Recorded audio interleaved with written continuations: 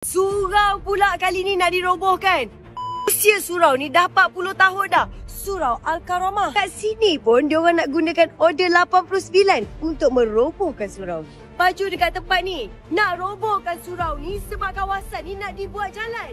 Aku dah cakap banyak kali dah. Selagi kerajaan tak ambil tindakan, tak angkut si Pidah Ibrahim ni masuk duduk dalam lokap, selagi itulah dia akan buat kacau huru-hara kelang kabut dia dekat luar ni. Lepas satu-satu isu kau tengok lah. Dia akan tunggang lepas satu-satu. Dia dah puas tunggang dekat kampung Sungai Baru. Isu tu dah slow, dah sejuk, dah sendu dah isu tu. Orang pun dah sedar dia membohong selama ni. Dia pergi kacau pula dekat negeri Perak. Kacau perobohan, kes perobohan Surau Al-Karamah dekat kampung Seri Keramat Ipoh Timur. Nak roboh esok 2 Oktober ni.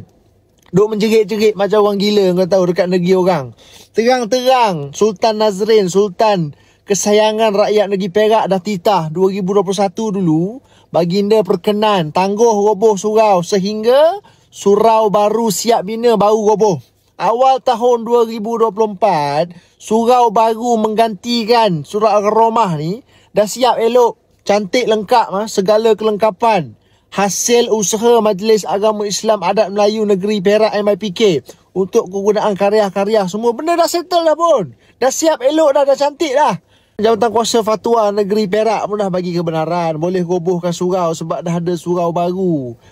Ganti surau lama yang nak kena roboh ni. Kerajaan negeri, pihak pemaju MIPK, JIPK semua dah setuju lokasi surau baru nanti tetap berada dalam kawasan yang sama, tak jauh pun daripada surau lama. Nama surau baru nanti pun pakai nama yang sama. Segala kos pembiayaan surau baru ni ditanggung penuh oleh pemaju. Tak timbul saudara soal surau nak kena roboh sebab nak tutup ibadah umat Islam dekat negeri Perak ni sebab ada DAP, agama Islam terancam. Kalau kuil mesti tak roboh punya, itu naratif yang cukup jahat, keji. Ni puak-puak Pidah ni tengah bawa dalam negeri Perak. Anda tahu, semai dalam kepala otak orang Melayu. Surau ni harta wakaf rizab agama Islam. Jadi sebarang proses pindah milik ke perobohan, pembangunan, semua benda apa benda nak buat sekalipun, kena dapat kelulusan daripada MIPK selaku pemegang amanah tunggal harta wakaf dengan JIPK bahagian urus takbir operasi. Dalam isu perobohan pemindahan surau lama Al-Karamah ni dekat kampung Seri Keramat ni, tujuan dia nak buat jalan untuk kegunaan awam. Ini sah, valid, dapat persetujuan. MIPK dah bagi kelulusan selaku pemegang amanah wakaf, dah bagi kelulusan. Surau baru ni yang akan ganti surau lama ni dalam kawasan yang sama, lagi cantik, lagi elok, lagi sesuai untuk jemaah-jemaah karya semua. Dia tak timbul isu pun dekat sini.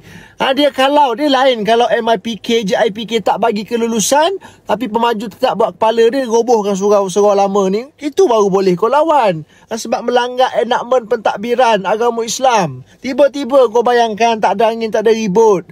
Dah sendu sangat dah, tiba-tiba si Pidah ni datang.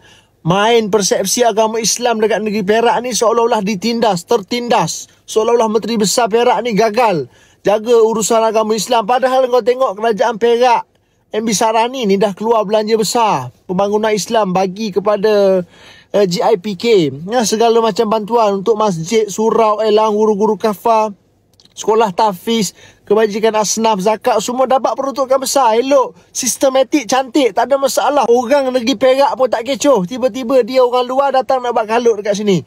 Sebab itu aku cakap, selagi kerajaan biarkan si Pidah ni duduk dekat luar, hasut orang ramai dekat luar ni, selagi itulah dia akan cari isu-isu sensitif, dia akan tunggang buat kepala dia, buat kelang kabut dia.